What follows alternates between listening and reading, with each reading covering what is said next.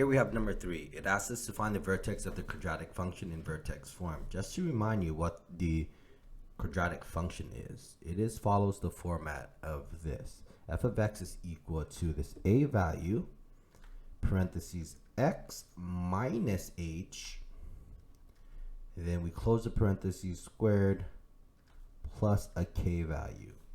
If you have this in vertex form, you can get the vertex, which is just going to be the h, comma, and then the k value.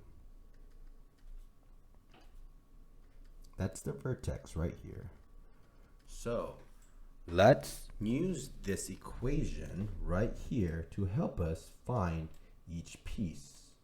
So I'm going to grab this, move it over here, right? And see, well, here's the h. This is the h right here. H is equal to 4. Then here you have the k, which is 7. So the vertex is as simple as 4, 7.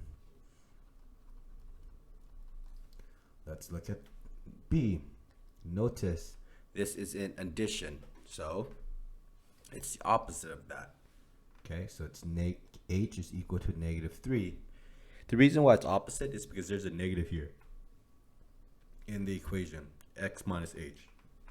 Here we have the k equals to 15.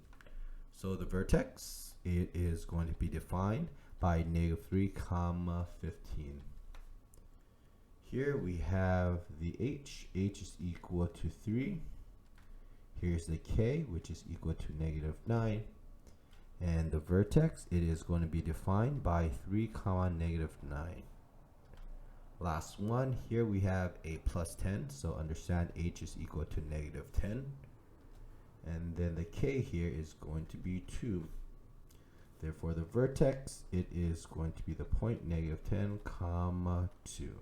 There you go. That is how you find the vertex of the quadratic function in vertex form.